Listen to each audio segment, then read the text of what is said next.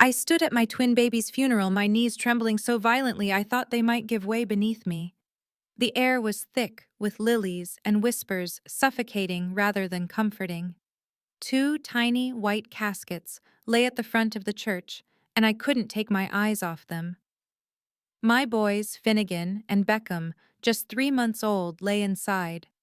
And yet the world around me seemed to move on, voices buzzing, pitying eyes darting toward me, others turning away like they couldn't bear to look too long at a mother marked by tragedy.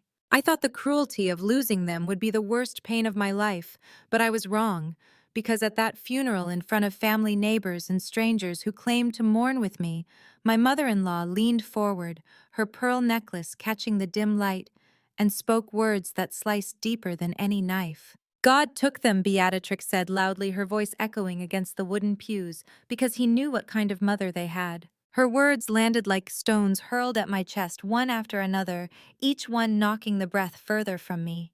For a moment I couldn't even cry. My body froze, suspended in that awful place between rage and despair. I wanted to scream that she was wrong, that she had hated me from the moment Garrison brought me into the family, that she had undermined me every chance she got, criticized every bottle I mixed, every lullaby I sang, every diaper I changed.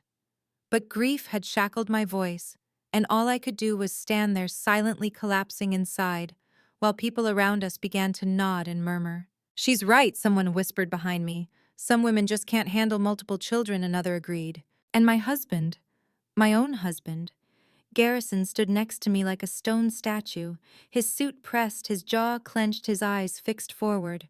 Not a word of defense, not a hand to squeeze mine, not even a glance that said he still believed in me. He let his mother poison the air, let her pierce me in front of everyone, and chose silence. My name is Cordelia Mitchell. Most call me Cora. And 3 days before that moment, I had found my two infant sons cold and lifeless in their cribs. The house had been full of life just hours earlier. Their cries, their tiny breaths, their restless movements as they dreamed. Then suddenly there was nothing. The nursery that once felt like a sky painted with clouds had become a tomb. I had walked in expecting the rhythm of hungry wails, and instead found silence so deep it roared. I can still feel the way Finnegan's body felt in my arms that morning, cold, unyielding, as if the warmth of his spirit had slipped away while I slept. I remember screaming until my throat tore, my voice an inhuman sound I didn't know I could make. And Garrison running in, his face pale, scooping up Beckham, muttering, "No, no, no," over and over, as if he could will the world back into order. The paramedics came quickly. They worked with efficiency, trying CPR, checking vitals. But the look in their eyes told me what my heart already knew. By 5:23 a.m., my sons were pronounced gone. Sudden infant death syndrome, they said. Rare for both twins at once, but not impossible. My mind clung to those words because the alternative was unthinkable. But grief didn't just bring loss. It brought enemies cloaked as family. Beatrix arrived within the hour. No one had called her yet. She came sweeping into my house, her presence filling every room like a poisonous gas. She rushed straight to her son, wrapping her arms around Garrison, crooning, "My poor boy, my poor, poor boy." Not our poor boys, not my grandsons, just her son, as if his pain was the only one that mattered, as if I didn't exist. And so it began. In the days leading to the funeral, she took over everything: arrangements, narratives, the story told to relatives arriving from out of town. I watched from my window as she greeted them in the driveway, her voice animated, her hands gesturing toward the house. By the time they came inside, their eyes held suspicion instead of sympathy. "How does this happen to both babies?" one cousin asked quietly. "Were they sick?" Another pressed. "They were perfect," I said, my voice shaking. "Their checkups were perfect." But Beatrix was always there, sliding in with her venom. "Sometimes mothers miss the signs," she would say softly, a dagger disguised as concern. I tried to help, but she insisted on doing everything herself. A lie. A bold, audacious lie. She had been in my home twice a week, barging in with her key, reorganizing my kitchen, criticizing my feeding, questioning every decision I made. She had been the shadow over every breath I took as a mother. And yet in front of others, She painted herself as the savior I had rejected. And Garrison, he nodded along, silent complicit, letting her words rewrite the truth of our lives. I felt myself unraveling. And then, just as I thought I could sink no lower, I felt a small hand slip into mine. My daughter Deline, my 7-year-old light in that suffocating darkness. We called her Deli sometimes, Deli doll. She stood in her black dress, the same one she had worn proudly just months earlier for her piano recital. Now it seemed too heavy for her little shoulders. But her hand squeezed mine 3 times our secret code for I love you. She had seen it all. Every jab, every insult, every poisonous word her grandmother spoke. She had been watching quietly, cataloging truths while adults chose blindness. And on that day at the funeral, she showed me just how much she had carried. Because when Beatrix stood at the podium, weaving her false sweetness into poison, declaring that God had removed my children to spare them from my incompetence, Deli let go of my hand. She walked down the aisle with the determination of someone far older than 7. Her little Mary Janes clicked against the floor, each step echoing through the silence. She tugged on Pastor John's robe, and when he bent down to listen, her clear, unwavering voice rang out through the room. Pastor John, should I tell everyone what Grandma put in the baby bottles? The funeral parlor went ice cold. Beatrix's face drained of color, her mouth opening in shock, her eyes wide with something I had never seen in her before. Terror. Every head turned toward my daughter. My heart pounded so hard I thought it would break my ribs. And I realized in that moment my little girl was about to speak a truth that would shatter the narrative, the lies, the whispers, everything. Because Deli had seen what none of us wanted to see. She had noticed what I had dismissed as imagination or childish worry. And now she was ready to expose it all. That day, standing in front of those white caskets, I realized I had been blind. Blind to the warnings my daughter tried to give me. Blind to the cruelty of the woman I had allowed into my home. Blind to the danger that had been feeding my babies from their bottles while I thought I was giving them love. But my daughter wasn't blind. She had seen, she had remembered, and she had proof. As silence wrapped around us like a vice, I understood that everything I thought I knew about my children's deaths was about to be torn apart. The entire room froze like time itself had been cut off mid-breath. I heard the faint hum of the overhead lights, the rustle of fabric as people shifted uneasily, but no one spoke. Every eye in the funeral parlor was locked on my 7-year-old daughter. Pastor John leaned down, his voice soft, hesitant, carrying a note of pastoral caution. "What do you mean, sweetheart? What did you see?" My daughter straightened her shoulders, her chin lifting with a bravery I had never seen in someone so young. "Last Tuesday," she said, her voice clear enough to carry to the back pews. I went into the kitchen for my juice box. Grandma was there.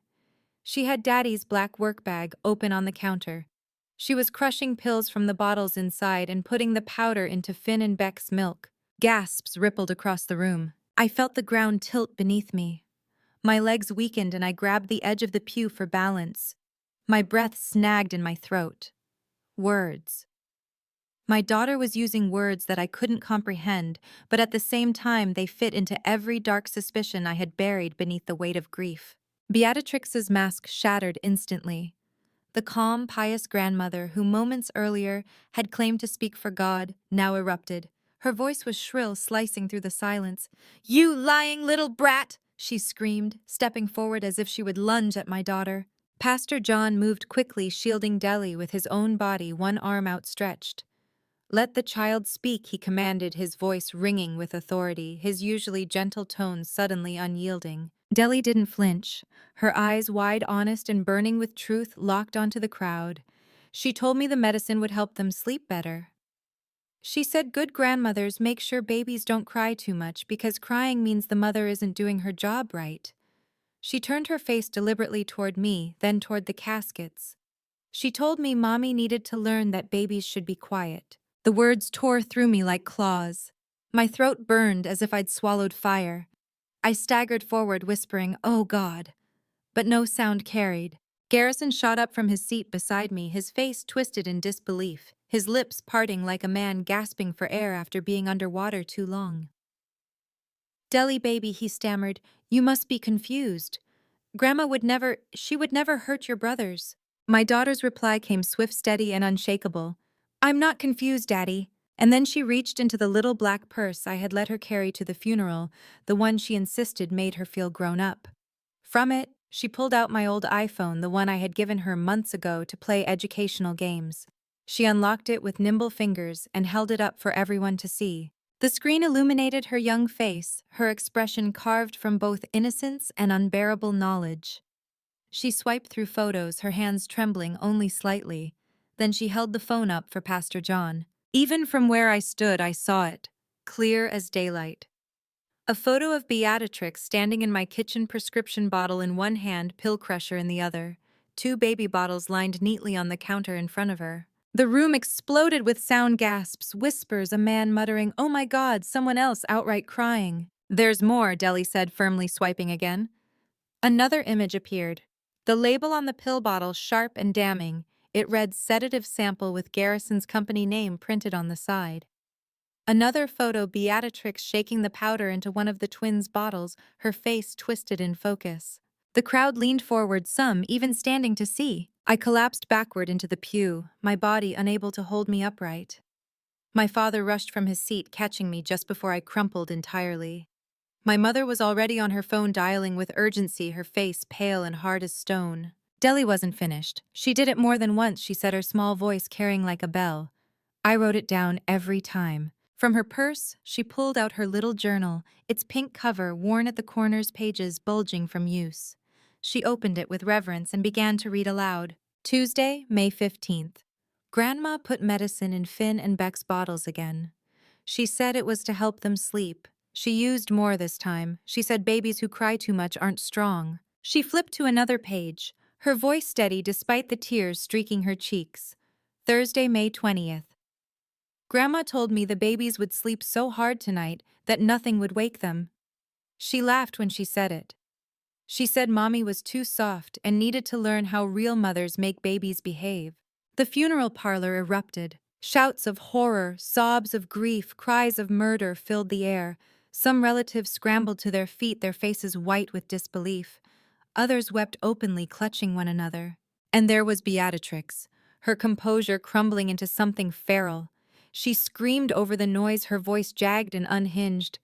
Those were just mild sedatives, babies need to sleep. She never let them cry it out. I was helping. My body snapped into motion, my voice raw and guttural, ripped free from my chest. "You drugged my babies." The words cracked through the chaos like lightning. I barely recognized my own voice. It was the sound of a mother animal cornered, wounded, lashing with every ounce of pain inside her. "You put sedatives in my 3-month-old baby's bottles," I roared. Stepping forward, my hands shaking so violently I thought they'd shatter. "You killed them. You killed my sons." Beatrix's mask fell away completely. Her face contorted into a snarl, veins bulging at her neck. "They needed disciplined structure, not some weak mother who coddled them. I was fixing your mistakes." Her words sent the room into pandemonium. My father lunged toward her, restrained only by two uncles who held him back. My mother pressed the phone to her ear, speaking quickly into it. Sirens wailed faintly in the distance, growing louder with every second. And still Deli stood firm, journal clutched in her hands, her eyes shining with unbreakable clarity. "I saw her," she said again to anyone who still doubted. "I saw everything, and I took pictures so no one could say I was lying." The walls of my world, already fractured by grief, cracked wider with every passing second. My sons were gone. My daughter had been carrying this unbearable secret. My husband's silence had allowed his mother to roam unchecked in our home. And now the truth had erupted in the most horrific public way imaginable, right here in front of tiny white caskets that should have held only love, not evidence. The sirens grew closer. People turned toward the doors, whispering. Pastor John stayed by my daughter, shielding her like a shepherd guards his lamb. And Beatrix, she bolted. She tried to push past relatives, her heels clattering against the floor, desperation painted across her face. But my father and two others blocked her way, standing like stone pillars in her path. She spun wildly, searching for another exit, but there was none. The doors burst open and uniformed officers flooded the room. One of them, Detective Patricia Morse, a woman I recognized from the initial investigation, stepped inside. She took in the scene swiftly, The caskets, the child, the grandmother trembling with fury, and moved with clinical precision. Pastor John gestured toward Deli and the phone. "She has evidence," he said gravely. "Everything you need." Within moments, an officer carefully took the phone, sealing it in an evidence bag. Another stepped forward and gripped Beatrix by the wrists, snapping cold steel cuffs around them. She thrashed, screaming, her voice raw and venomous. "This is your fault," she spat at me, her eyes burning with hatred.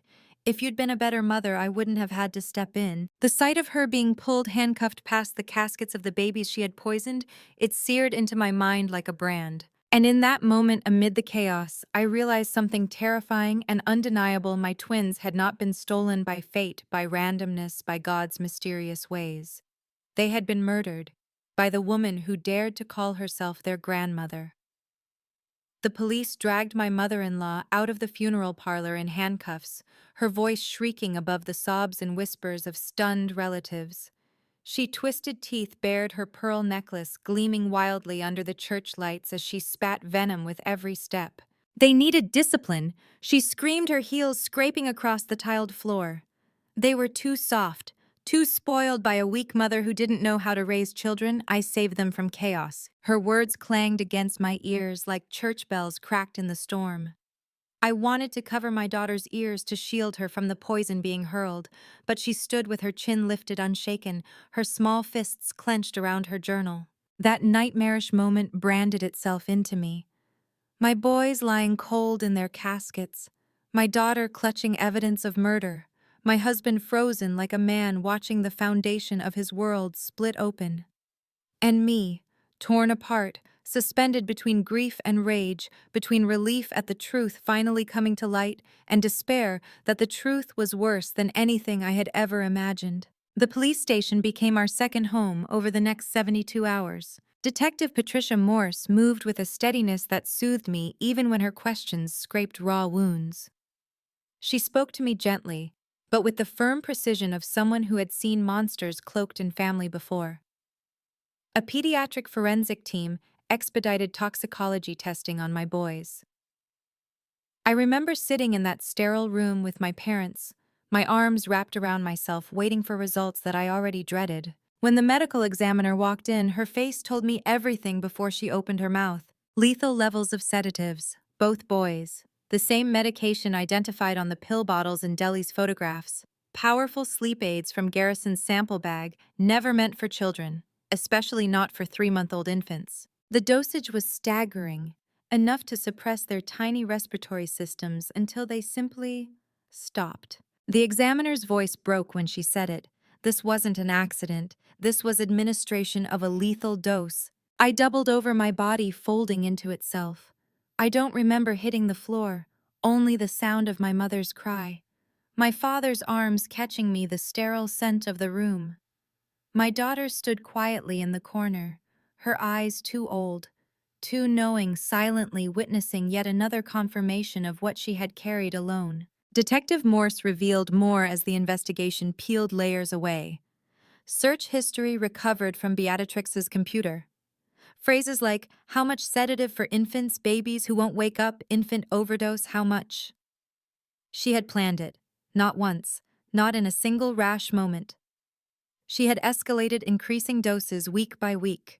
The Tuesday before their deaths, she gave them 5 times the amount she started with. I sat there trembling, realizing that every time I had laid my sons down, after a feeding on her days with them, I had unknowingly placed them in the path of death. I thought I was handing them to family. Instead, I was placing them in the arms of a murderer. And then came the part that shattered what little I had left inside. My husband Garrison. He sat slumped in the corner of the interrogation room, his eyes hollow, his hair disheveled, the crisp suit from the funeral now wrinkled and lifeless. He clutched the twins' baptism photo, his fingers smudging the edges as his tears stained the glossy paper. I gave her the key, he whispered again and again, rocking slightly, as if the words were a mantra he couldn't escape. I gave her access to my samples. I told you to let her help. I told you. I killed our sons. His words were jagged shards in my chest. "No," I said hoarsely, though the word felt brittle, breaking apart as it left my lips. "Your mother killed them." But the truth was murkier. He hadn't placed the pills in the bottles, no. but he had given her the weapons. He had chosen her side time and time again, silencing my protests, dismissing my instincts. His silence at the funeral, his nods in agreement when she slandered me, his absence when I begged him to see me, these had been her shield, her license to do what she did. And as much as I wanted to collapse into him, to let grief bind us together, I couldn't. Because every moment I looked at him, I saw the silence that had enabled the monster in pearls. The trial moved quickly, the weight of evidence undeniable. The prosecution built their case with clinical precision. They had the toxicology results, the internet search history, the damning photographs Deli had taken, and most powerful of all, her journal. My 7-year-old daughter sat in the witness chair, her legs dangling her black shoes not quite touching the floor. Her voice was steady, though her hands trembled as she clutched the worn notebook. She read entries aloud, her child's voice ringing through the courtroom with clarity adults could never muster. May 8th. Grandma said Mommy was too stupid to know babies need discipline. She said when Daddy divorces Mommy, she'll raise us. The courtroom buzzed with outrage. May 13th. Grandma put medicine in the bottles and told me it was vitamins. But I know what vitamins look like. This wasn't vitamins. My chest ached with pride and agony all at once. My little girl had borne the unbearable, had carried truth that adults ignored, had documented evil when the rest of us were blind. And then she read the last entry. May 20th, Grandma said the babies would sleep so hard tonight that nothing would wake them. She laughed when she said it. The jury deliberated less than 2 hours. Guilty. 2 counts of first-degree murder. Life without parole. When the verdict was read, Beatrix shrieked in the courtroom. I was helping. I saved them from her incompetence. She's the murderer, not me. Her voice was dragged away, her pearls clattering against the floor as officers restrained her. And I sat there, my body trembling, staring at the woman who had destroyed my family, who had murdered my babies in the name of twisted control. Garrison filed for divorce 2 weeks after the trial ended. He told me he couldn't look at me without seeing his failure. He said every time he heard my voice, he remembered the times he stood silent, watching his mother dismantle me, dismantle us. Every time I see you, he said, his voice cracked, I remember that I chose her over you. I chose her over our children. I don't deserve forgiveness.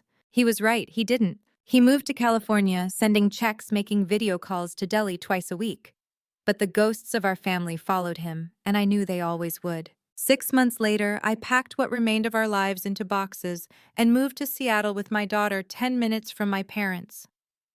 Our new apartment was small walls, thin neighbors, noisy, but it was free. Free of memories that haunted every corner of our old home. We brought only what mattered: photos of my boys, Deli's journals, 2 teddy bears that still faintly smelled of baby powder and milk. My daughter went into therapy, her child's heart carrying the weight of being the truth teller, the witness.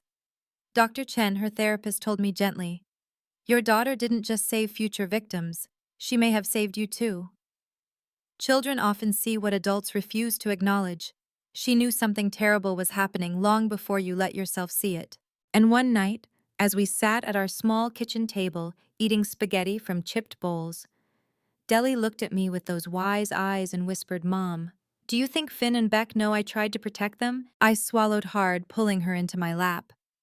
"I think they know you did protect them, baby. You gave them justice. You made sure the truth came out. But I should have told you sooner, about the bottles." Her voice cracked, and I held her tighter, whispering into her hair, "You are 7 years old. It was never your job to protect your brothers from their grandmother. That was our job. And we failed. You did more than anyone could have asked of you. You are the bravest person I know." She leaned against me and we sat in silence, 2 survivors of a war we never asked for. The rain tapped against the Seattle windows, washing the world clean, and I realized that while we could never bring back Finnegan and Beckham, their sister had given them meaning. Their deaths weren't silent. They spoke through her, through the smallest voice that carried the heaviest truth. Seattle was different. The rain fell steady and soft against our apartment windows, a constant rhythm that both soothed and reminded me of everything I had lost. The air here smelled cleaner, like wet earth and cedar, unlike the suffocating silence of the suburban house I once thought would be my forever home. That house had been built for a family, but what was left of ours could no longer breathe there. I thought starting over 10 minutes from my parents would give me peace, but peace is not something grief allows.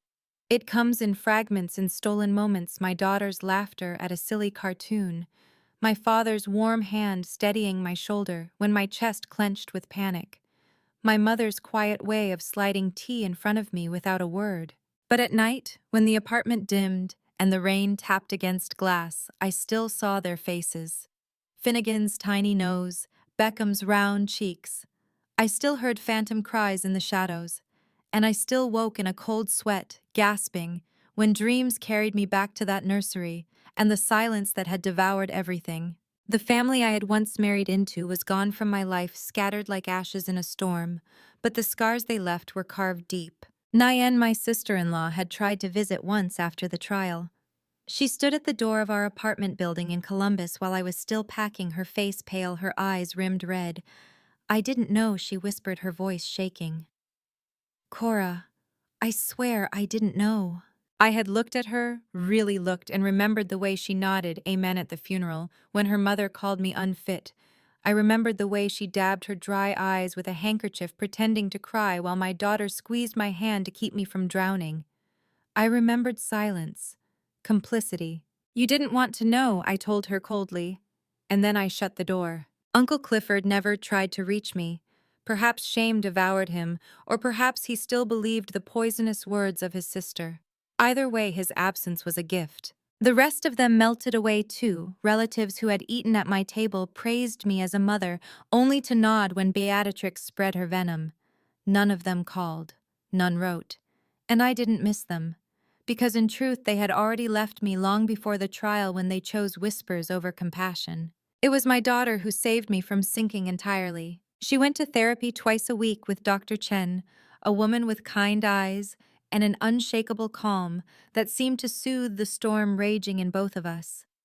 Deli spoke more than I expected, sometimes halting, sometimes rushing, words tumbling out as though they had been dammed inside her. She talked about the bottles, about watching Grandma's hands crush pills, about the way she pretended to cry without tears. She talked about how Daddy looked away, how he chose not to see, how her aunts and uncles whispered instead of asking questions. And she talked about guilt, that word heavy and poisonous dripping from the lips of a 7-year-old. I should have told you sooner, Mama, she said one day, her small hands twisting in her lap. Maybe Finn and Beck would still be alive if I told you the very first time. I had pulled her into my arms, whispering again and again that it wasn't her fault, that she had done more than anyone could have asked. But the truth was, her words mirrored my own inner torment. Because I too had asked myself 1,000 times if only. If only I had stood up to Beatrix earlier. If only I had demanded Garrison take my side. If only I had trusted my instincts instead of silencing them to keep the peace. We were two souls haunted by the same ghosts, mother and daughter, bound by guilt that wasn't truly ours but felt impossible to release. 6 months passed in this fragile routine, and then unexpectedly something shifted. It began when a local organization invited me to speak at a conference about coercive control and family violence. At first I declined.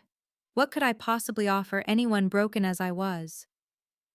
But Dr. Chen encouraged me. Cora, she said gently, your story is not just about grief. It's about survival, about the truth a child carried when adults looked away. If you can share that, you might save another family. I sat with that thought for days, and finally I said yes. The conference hall was small, maybe 50 people, but when I stood at the podium, my palms slick, my voice trembling, I realized my story was heavier than the walls could hold.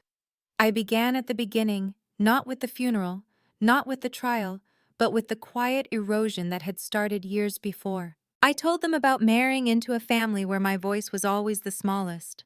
About how every decision I made as a mother was criticized, corrected, undermined. About how Garrison's silence was its own betrayal, brick by brick building a wall that isolated me. And then I told them about my twins. About bottles filled not just with milk but with poison. About a funeral where truth was twisted until a 7-year-old child became the only one brave enough to shatter the lie. By the time I finished, the room was silent. People weren't breathing. And then the tears came from strangers who saw their own stories mirrored in mine. Mothers, daughters, even fathers who had once been silent when they should have spoken. That night, for the first time since the funeral, I felt something I thought I'd lost forever. Purpose. I began speaking more often. Small groups at first, then larger ones. Parents, teachers, community leaders. I told them to listen to children because children see what adults choose not to. I told them about red flags, partners who refuse to defend you, in-laws who undermine you, relatives who nod at cruelty instead of questioning it. I told them about Delhi, about how a child's journal and photographs exposed the truth adults refuse to acknowledge. Every time I spoke, the pain bled out of me piece by piece. It never disappeared. I still woke in the night to phantom cries, but it transformed, from grief into a warning, from wounds into weapons against silence. Delhi came with me sometimes. She would sit in the front row, her little journal in her lap, watching. People would ask her questions, and in her quiet, matter-of-fact way, she would answer. I just wrote down what I saw she would say. Because the truth matters, even if no one believes you at first. And every time she spoke, I saw the audience lean forward, their eyes glistening. Because nothing is more powerful than a child telling the truth adults refuse to carry. Yet healing wasn't linear. Some days I still collapsed into tears on my bathroom floor, clutching the teddy bears that once smelled of my boys. Some days I raged, slamming my fists against pillows, cursing Garrison, cursing Beatrix, cursing myself. Some days I envied families I passed in the park, mothers pushing strollers, fathers holding tiny hands, and I wondered what my life would have been if only. But then I'd look at Delhi, my daughter, my truth teller, my brave, fierce 7-year-old who had carried more than anyone should, and I remembered that I still had something to fight for. One evening, almost a year after the trial, I took her to visit Finn and Beck's graves. We knelt on the damp grass, the Seattle rain misting our hair, and I saw she had slipped a folded note under the headstone. Later, after she walked back to the car, I opened it. Her handwriting was neat, careful. Dear Finn and Beck, I'm in 4th grade now. I still write everything down. Important things that people should remember, like how you both smiled in your sleep and how you smelled like baby powder and milk. Grandma Beatrix can't hurt anyone anymore. I made sure. Love your big sister who sees everything. My chest ached, tears spilling as I folded the note back into place. My boys were gone. But their sister had given their short lives meaning. Her voice had ensured they were not just victims, but a legacy of truth. And in that moment, I finally believed what Dr. Chen had told me from the beginning. That sometimes children carry the truth because adults are too afraid to. That sometimes the smallest voices are the loudest bells of justice. A year passed. I measured it not by months but by absences. A Christmas without the twins' first stockings. An Easter without 2 tiny baskets filled with plastic eggs. A summer without 2 babies learning to crawl across sun-warmed grass. Absences became the markers of time, empty spaces where life should have been. And yet, in that hollow space, my daughter grew taller. Her handwriting became neater, her laughter louder, her questions sharper. She carried her brothers with her everywhere in her journal, in the way she lit candles on their birthdays, in the quiet moments when she'd whisper into the air as if speaking to unseen playmates. Grief didn't vanish. It reshaped itself, weaving into the fabric of our days. It lurked in photographs and lullabies I couldn't sing anymore, in the smell of baby powder that sometimes drifted like a ghost through memory. But it also became fuel. Each time I stood at a podium and told our story, I felt the weight of my sons pressing gently against my back, as though urging me forward. Still, some nights were unbearable. I would lie awake listening to the Seattle rain and wonder if healing was truly possible or just another word people used when they were too afraid to sit with pain. Sometimes I'd wake up choking on guilt, certain I'd failed my boys. Other times I'd dream of them alive, only to wake in tears when the dream dissolved. It was Delhi who anchored me. One night, after a long day of speaking at a conference about coercive family control, I came home exhausted. I sat on the couch, shoulders heavy, my throat raw from retelling the same horror. Delhi curled beside me, slipping her small hand into mine. Mom, she whispered, you don't have to keep telling the story if it hurts too much. I turned to her, brushing a stray curl from her cheek. Sweetheart, it does hurt. It will always hurt. But every time I tell it, someone listens. And maybe that someone sees the danger in their own family. Maybe they protect their babies because of it. That means Finn and Beck's lives mattered in ways bigger than we can see. Her eyes glistened. She nodded slowly, and I saw the weight she still carried. At 7 years old, she had held more truth than most adults could bear. At 8, she carried the wisdom of survival. And I prayed that as she grew, the burden would lighten, not harden her spirit. We visited the boys' graves on their 2nd birthday. The grass had grown thick and green over the earth, the headstones polished by rain. Deli brought 2 small toy cars she had saved from her allowance. She placed one on each grave, patting the soil gently. They never got to play, she whispered, so I'll leave these for them. I stood behind her, silent tears streaming, realizing once again that my daughter was the bravest person I had ever known. She had saved not just the truth, but me. Without her, Beatrix would have kept her mask intact, poisoning not only my sons, but my spirit.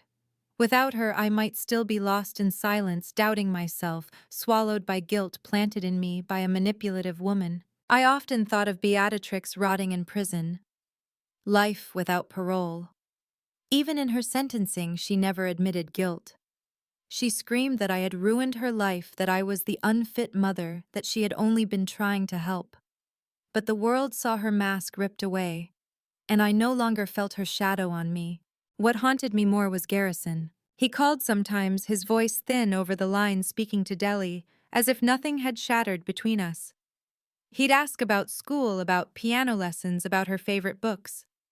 She would answer politely, her words clipped, her eyes flicking toward me. She still loved him, children love even the flawed parents, but she no longer trusted him. Trust is harder to rebuild than love. For me, every time I heard his voice, I felt a wall rise higher inside me. He had chosen silence, and silence killed as surely as poison. He would live with his ghosts in California. I would live with mine in Seattle. And there was no bridge between those worlds anymore.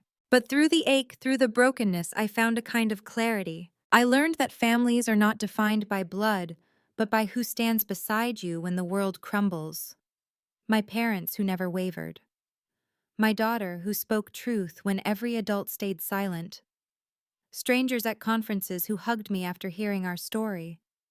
Those were my family now. And I learned that silence is the enemy, that every time we choose not to speak, whether out of fear, politeness, or shame, we allow monsters to thrive. My mother-in-law had poisoned my babies not just with pills, but with years of unchecked control, criticism, and manipulation. And we had all let her. Never again. I tell parents now, listen to your children. Believe them when they notice something wrong. Don't dismiss their instincts. Because sometimes a child sees what an adult refuses to. Sometimes the smallest voice is the only one telling the truth. Deli once asked me, Mom, do you think I'll always remember everything about Grandma? I thought about it. The way trauma etches itself into memory, impossible to scrub away. Yes, sweetheart, I said softly. You'll remember. But remembering doesn't mean she wins. It means you survived her. It means you stopped her. That's your strength, not her power. She leaned against me, and we sat there in silence, listening to the rain. 2 survivors, 2 voices, carrying the legacy of 2 little boys who never got to grow up. My twins' lives were short, brutally short, but their deaths were not meaningless. They taught me and through me others that love must be fierce, that truth must be spoken, that silence is deadly. And when I close my eyes at night, I sometimes hear their laughter in the rain, faint but real. And I whisper back, you mattered. You still matter. And your sister made sure the world will never forget you. If you've stayed with me through this story, thank you. If it has touched your heart, please share it, because your share might reach someone who needs to hear that their instincts are real, that their voice matters, that silence must never protect cruelty. If you've ever lived under the weight of family betrayal, tell your story in the comments. Your words might be the truth another person needs to survive. And if you haven't already, please Like this video, subscribe to the channel, and turn on the notification bell. We share real stories, raw, painful, and true, that may help someone else see the danger before it's too late. Together, our voices can protect those who cannot yet speak. Thank you for honoring Finnegan and Beckham's memory. Thank you for listening to the voice of their sister. And thank you for choosing to stand with truth when silence is easier.